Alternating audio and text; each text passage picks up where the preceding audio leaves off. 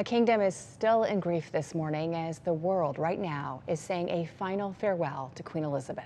Yes, her funeral comes after 12 days of mourning. Let's get you a live look right now. What you're seeing right now is that procession taking place, being led by the three branches of the military there. Very important symbolism, because you'll remember that Queen Elizabeth spent time in the military herself, which actually, and was against the wishes of her parents. But she was her own woman, and she said, I'm making my decision, and she went and she took that role as Commander-in-Chief very seriously. And so you see just this incredible display. It's fitting. Yes. And her husband serving in the military as well. Yeah. King Charles and the royal family are there behind the coffin. The Queen's great-grandchildren, Prince George, Prince Charlotte, are part of the royal family in this procession here. The coffin will now be led to Wellington Arch, then to Windsor, and that is where it will be buried right next to her husband, leaving Westminster Abbey just a few moments ago. Yep. We'll be together again with Prince Philip at last. You know, she's met so many of our U.S. presidents. Andrew, you were saying, was it every U.S. president, or was there one that was missed since World War II? But so many, so she has such an incredible tie to our country as well. You know, this funeral took 20 years to plan. And of course, police there saying that they're having to step up because they have to make sure that they're protecting everyone from pickpocketing to terrorist threats. So it's very important that they're out there. More than 1 million people lining the streets. The Buckingham Palace sent out at 9 o'clock local time this morning that all public access spots were at capacity, and now it is shortly after noon there. So that cleared or filled up very quickly.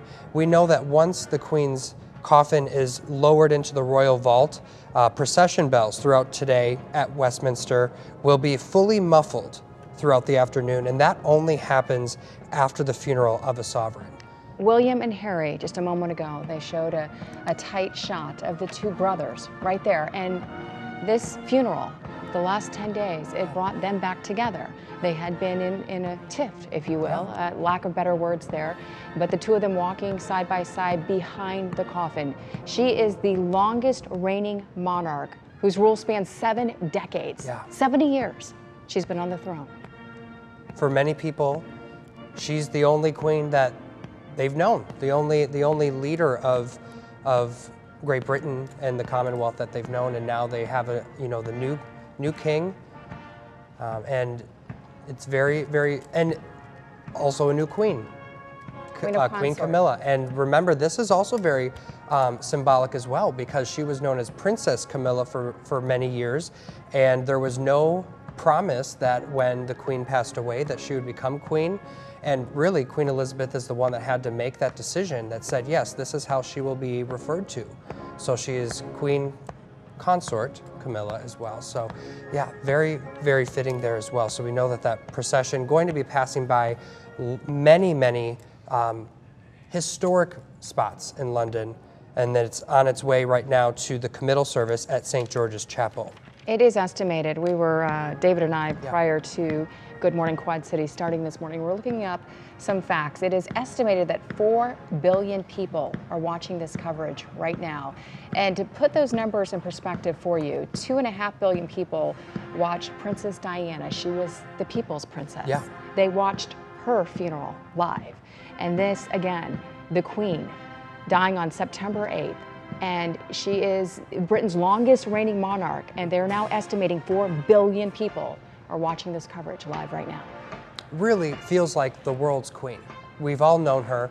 I mean, you mentioned Princess Diana, and I remember when she had passed away, they had those teddy bears that went out, you know, and I'm sure that there will be similar things here. We saw Paddington Bear kind of became the symbol of the Queen in this moment, and giving a little bit of comfort, because during her Platinum Jubilee there was that moment where they had the jam sandwich and they shared that together. A very, very touchy moment, showing a little bit of her humor.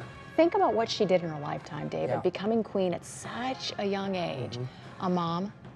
I mean, that's the biggest role of her lifetime, and she even said that. The biggest role of my lifetime is being a mom, and she was the queen as well. Serving in the military. A love of horses, a love of her corgis.